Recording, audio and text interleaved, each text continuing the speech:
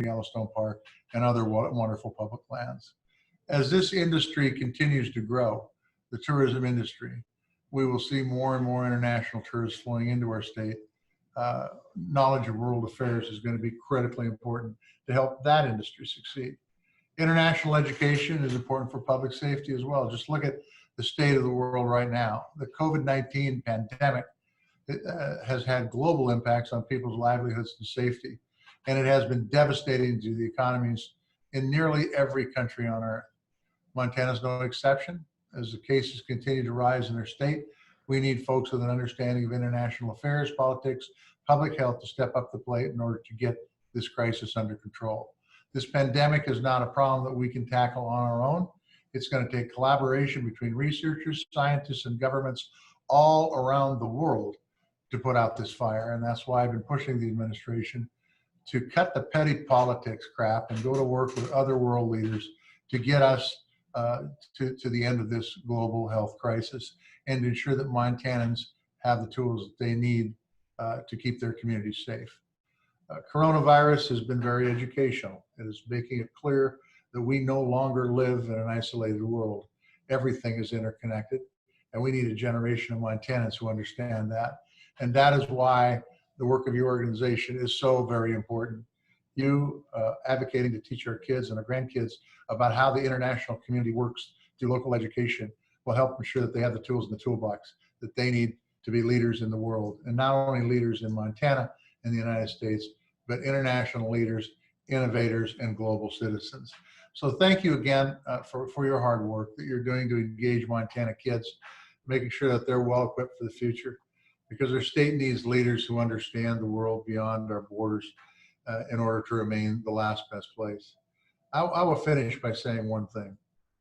I come from a very small town, the town of Big Sandy. I was 35 years old before I got east of Glasgow, and that isn't Glasgow, Scotland. That's Glasgow, Montana. The fact is if you don't get out and you don't see how the world lives, you never know how the world lives. Education is the key to that.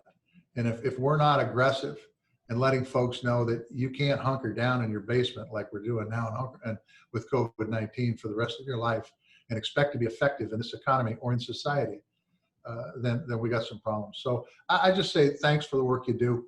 I hope you're all staying safe.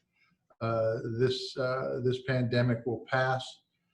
And when it passes, I certainly hope that also the attitude of isolationism that seems to be very, very prevalent in this country right now also goes away.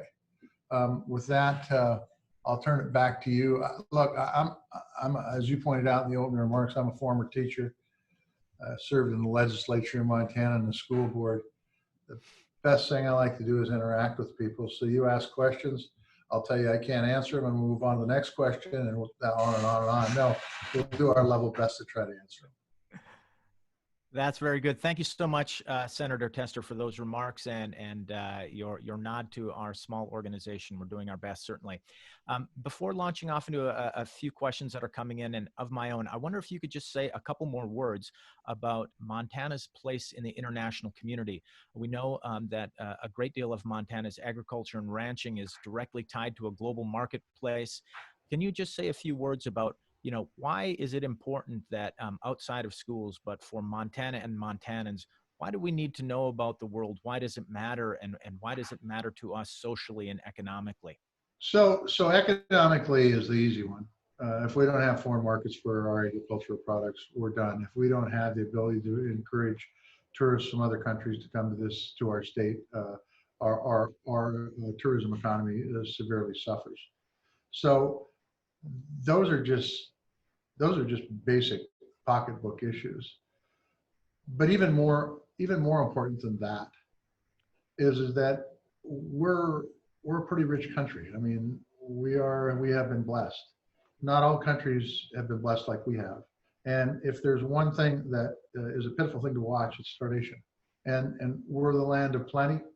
And to be able to go out there and understand and watch and see what other countries are going through and be able to let them not only teach them, but let them teach us about the challenges that are out there in the world is the key to survival for humanity, quite frankly. And so as I look at my farm and I jump on a 375 horse tractor to farm 25, 30 acres an hour, and you go to some of the places in the third world countries and they've got an oxen and they farm more similar to the way my grandfather did. They might get over an acre or two a day. There are opportunities there to influence for the better and have self-sustainability, but you can never get there. You can never have the kind of influence you want if you don't understand their culture and if you're not taught that you understand their culture. We just had this has a little bit to do with this because it's close to home. We just had a roundtable hearing yesterday on Native American veterans, and an Alaska veteran said the VA doesn't know how to talk to us. And if you think about that, that's very instructive, because what the VA doesn't do is they don't understand the culture of the Alaska Native. I'm not saying I do either, but they're there to provide the service. It's incumbent upon them to understand that. And it's the same thing if we're going to use our influence around the world. We have to be able to understand other cultures. And by the way, we also have to respect those cultures, because if we don't, we're never going to be effective. And the only way you can do that is understand baseline information, which is what you guys are doing, helping teach our kids. Mm. Thanks for that, Senator Tester. We have a few questions now coming in. Question one from a participant is asking, just remarking your comments about broadband access around the state, it being somewhat patchy. What can we do to help you, to support you, and to advocate for better connections throughout Montana's schools? Well, I think it costs money is the problem. Okay, that's really the problem. We just had a Commerce hearing on this about an hour and a half ago. They're going to be selling some spectrum, so that money, Pi, the head of the FCC, Pi, this is really getting in the weeds, guys, but Pi wants to dedicate about 10% of that money to rural broadband. He should be dedicating 50% of the money to rural broadband. That's really the key. You know, if COVID has taught us anything, it's that telehealth and teleeducation really do have a role in our society. And I think what I would say to you is every one of you probably have a computer, I would guess. And to get on that computer and send off an email to your congressional delegation is effective, especially if you write it and somebody else doesn't. If you write that email and send it off, I guarantee it can have impacts. And those impacts are when an appropriation bill comes down the pipe, or when they start selling spectrum, you've got a number of people that can fight to make sure that that money is spent in a proper way to solve the digital divide. And it is real. There is no doubt about it. It's impactful, and it has incredible economic and educational impacts, and not on the good side of things, on the negative side. So I would just say, get a hold of anybody you know, from your county commissioners to your state legislator to folks that serve in Washington, D.C., myself included, and get the email tree going. I suppose that's especially true, I mean, all the time in Montana, but these days, given the uncertainty about in-person education coming up in the fall, Senator Tester, we have a number of questions kind of on the same line. If you have any views and any information just regarding Montana's schools, will we be in person? Will we have a blend? Who's calling the shots on that one? Who decides what is coming up for our academic year and our students? So who needs to be calling the shots is the local school board. I'm a former school board member also. I served 9 years on the school board in my small town, and I believe very strongly in local control, and they know the risks better than anybody. And by the way, you want to talk about accountability. Local school board members have an incredible amount of accountability. I remember making decisions that if you made the wrong decisions, you were met at the door by parents before you broke that meeting. There absolutely is the right kind of accountability. So I think the decisions need to be made at the local level, and they can make the determination. And I can tell you as a school board member, I can make the determination on what's best for the kids. In consultation with the administration and the teachers and the parents, you can make the right call. It is very dangerous for me to tell Shelbyville, Indiana, whether they should have school or not. Mm-hmm. But I can tell you, I can get a hold of Darren Jenner, who's a school board member in Big Sandy, and say, Darren, what do you think we should do? And he'll be able to tell me what needs to happen from a Big Sandy perspective. So local control is critically important. And quite frankly, as a former teacher, I would be worried, especially if I was still teaching in my 60s. I would be very, very worried about stepping into the classroom with 15, 20, 25, 30 kids, especially as an elementary teacher, where those kids tend to be right on you. And so I think, school boards have to make some allowances for that. And those allowances might include teleeducation if they have the broadband to be able to support it. But I will also tell you, I don't agree with Trump all the time, but education is really important. I don't think we should just say, don't educate our kids. I think there are ways to do it. Running double shifts, separating classrooms. Montana's tough, so you can't have outdoor classrooms all the time, but you can in the fall and spring. Utilize some of those things. Maybe split things up. Maybe use church basements, for example, for classrooms and things like that, so you can split up the density of the population. Bless you. Excuse me.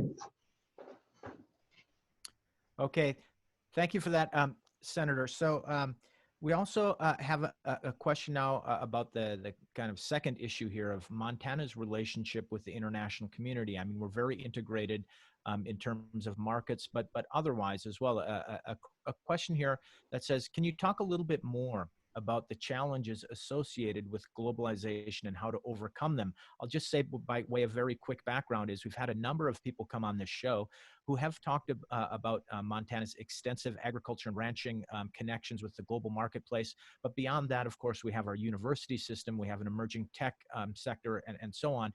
So kind of, what challenges are we facing here in Montana in being part of that global economy and that global conversation, and how can we overcome them?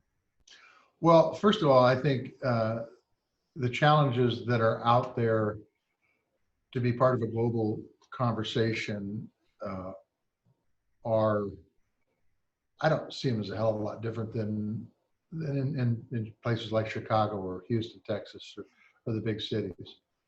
I think that you have to put effort into it. We used to, and I think we still do, although I think some of them have been shut down, had sister state relationships with some of the Eastern Bloc countries. Kyrgyzstan, I believe we had one. We certainly had a relationship because of Mike Mansfield with Japan, and that relationship still continues today as a healthy relationship through the University of Montana. And I think you use any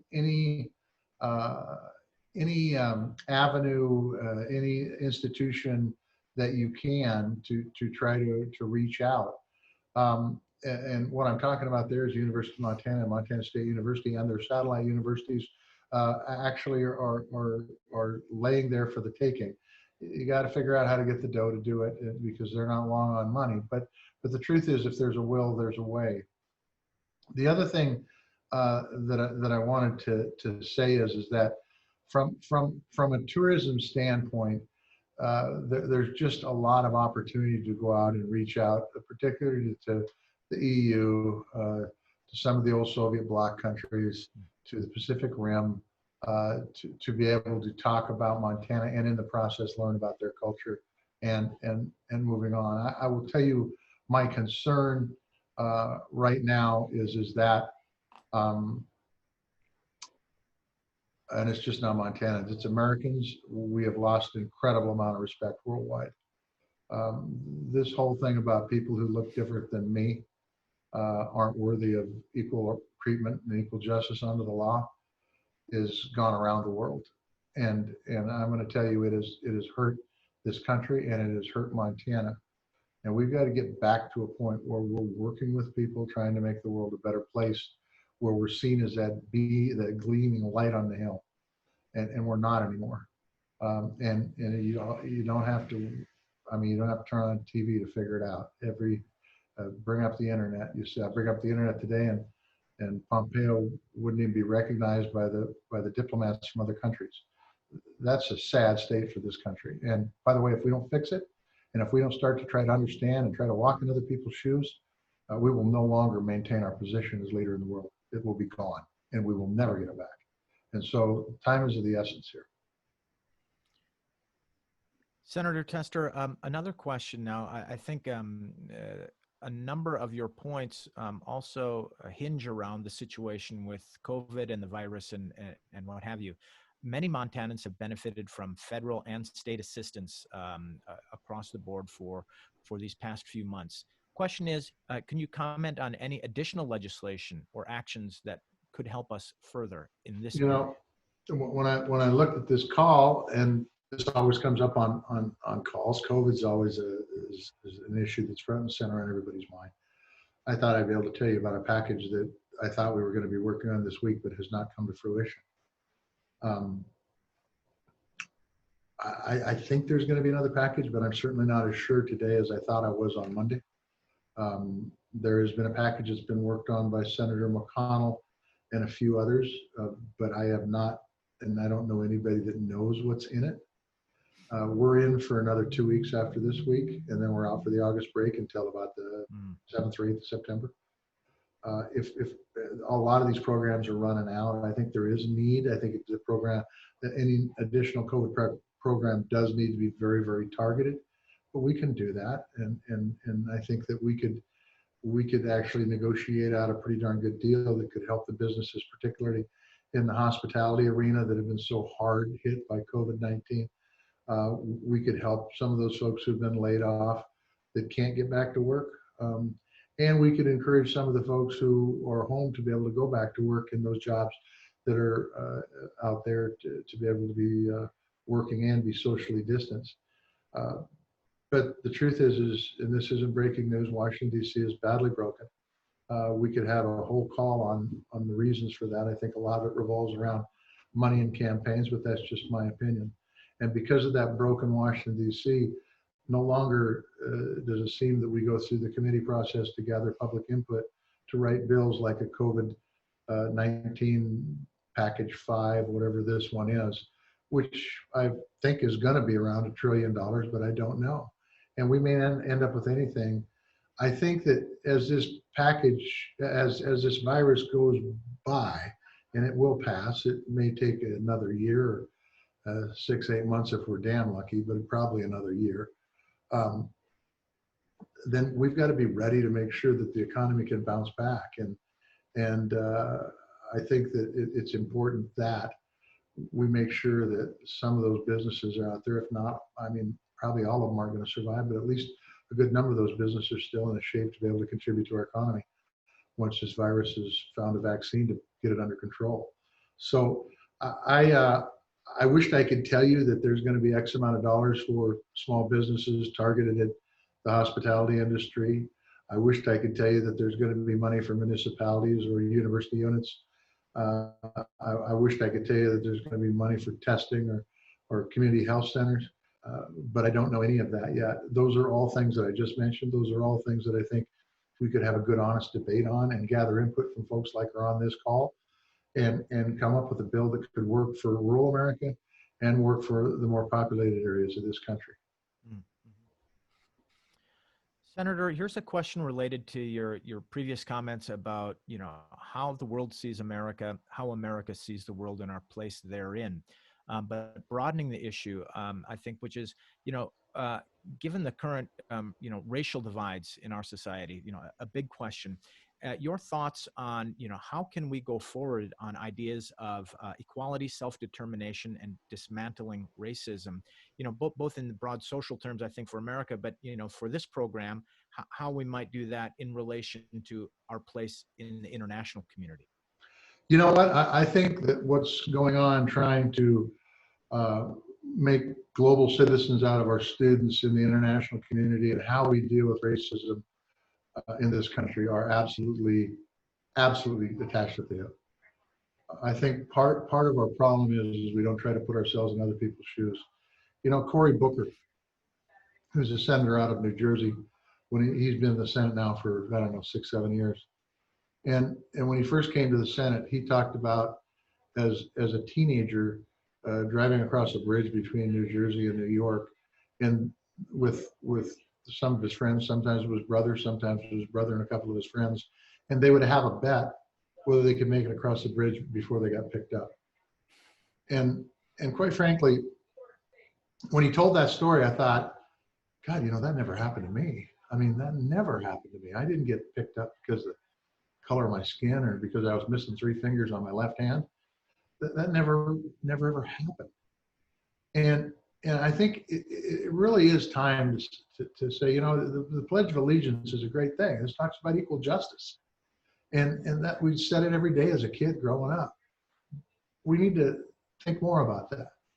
And we need to put ourselves in the shoes of everybody, whether it's people that are Black, whether it's people that are Native American, whether it's people that are Asian Islanders. It doesn't matter. The truth is that everybody has their own challenges. Look, put ourselves in the shoes of somebody who lives in a big city, and hopefully they'll do the same thing. Put themselves in the shoes of a person who lives in rural America, and I think only with that understanding, whether you're talking understanding in the global community or the understanding between races and between nationalities, that you're going to be able to overcome this. But bigotry it's a hell of a thing, you know. I mean, it just is, and I never ever thought we are where we are today. I thought we were beyond this point, and it's I think it's not only unfortunate, but it's damn dangerous. It's dangerous to our democracy. It's dangerous to our safety. It's dangerous to everything. I had a conversation last night with Secretary Wolf, who's the head of DHS. I don't need to tell you guys what's going on in Portland. Now, he gave me a whole different story than what I've seen on the news. But I ended that conversation by saying, the bottom line is this, Secretary. What you're doing in Portland isn't working. The violence is getting worse. It's not getting better. And so figure out a way to land the damn airplane. Because if it keeps going the way it is, it's going to get out of control really fast. You know, the veneer of civilization is very thin. And we should keep that in mind. Senator, I think we have time to squeeze in one last question from another audience member. This is the crystal ball question.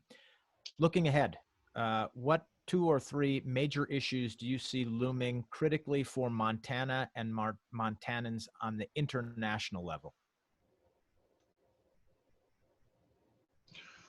Well, I think they're all connected. I mean, I think the gimme answer to that would be trade. I think, you know, doing business worldwide is critically important, and having good trade deals is really important, and developing relationships.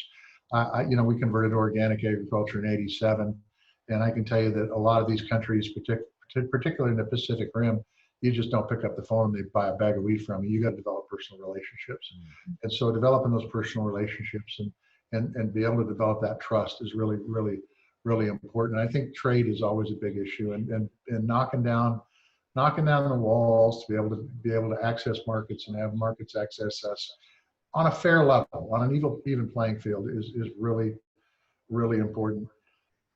When it comes to issues that make the economy go, and this isn't international, so I'll just apologize ahead of time. We haven't invested in infrastructure since my parents' generation in this country. And we talked a little bit about broadband. If we don't invest in broadband, it's going to leave a good portion of this country behind. If we don't invest in our transportation system, whether it's highways and bridges or high-speed rail, if we don't invest in our air transportation, it's going to really, really hurt us. And then I will tell you, once COVID is gone from a medical standpoint, and by the way, I think this is a worldwide problem. I don't think it's just the United States. Mental health. Mental health is a huge challenge in this country right now, and it's damn expensive, and it's prevalent. And by the way, we have stigmatized it to the point where people don't want to even admit that they've got a problem, even when they know they do have a problem, because there's such a stigma attached to it. But the fact is that it's normal. Mental health problems are normal. It's normal as hell. And if we can get people to understand that if they're feeling down in the dumps and they're thinking about doing bad things to themselves or somebody else, there ought to be help readily available for them. And we ought to figure out how to destigmatize. We ought to figure out how to think outside the box. It might be not sitting on a psychiatrist's couch. It might be out riding a horse. It might be something else. We've got to figure out how we can impact people from a mental health standpoint, because I think it's a huge issue. I think it's a massive issue.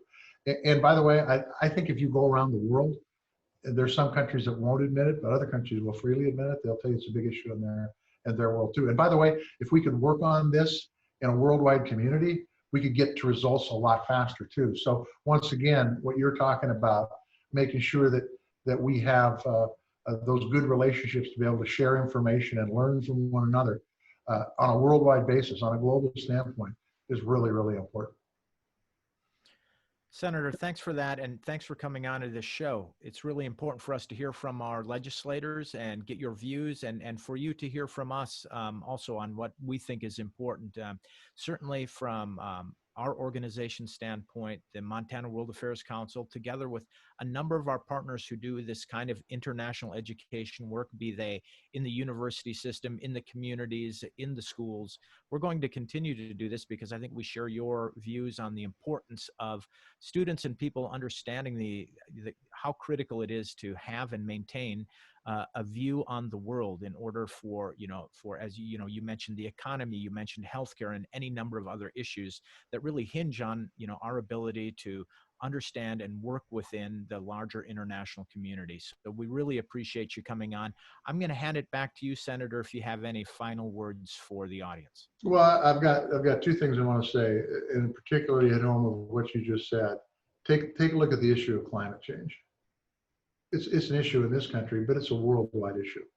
It's a worldwide issue. We all live on this planet. And by the way, I don't think there'll be life on Mars in a long, long time. So we've got to figure out how to get this fixed. Otherwise, we got a big problem. And by the way, if we can get the world together to help it, and we were heading in that direction at one time, now that's all gone, then that's a step in the right direction. The only thing I would say, and I didn't talk about this much, I'm a former teacher, I'm a former school board member. My grandmother moved to this country at the age of 16 for education. And I firmly believe that. I think the key, if there's one single key, and there's a lot of keys here, but one single key in my mind is that person that's in the classroom. If that person in the classroom is teaching those kids about a worldview and teaching them what's going on in third world countries and in countries that are similar to us, but maybe a different form of government that's going on in the EU and Africa and all the continents. And they have that fire in the belly to be able to transfer that to those kids. If they've got that fire, that's just so critically important. I'm going to tell you, and I'm not being critical of anybody, it's just a fact. When I was in grade school and high school in the 60s and 70s, it was a small school. The person who ended up teaching history and civics was the basketball coach, and he wasn't hired to be a history or civics teacher. He was hired to be a basketball coach. And quite frankly, history was boring as hell for me. I was a C student at best because there was nothing going on. I went off to college and I walked into the history class and I didn't want to leave. That teacher was so good. That teacher talked about government and because history is so damn interesting. And if you can get a teacher to do that, that's the key to the puzzle. And I say, coming from a town and coming from an area, and there's areas all over the state like mine where good teachers are really hard to get. Man, if you can get the university systems, because I think they're key here, to be able to send those civics teachers and those history teachers out with an understanding of how important it is to have a global view, I think they'll relate that in the classroom better. Those are great words to end on, Senator. I'll just add, if I could, that we've been extremely fortunate to be in touch with schools and teachers across Montana.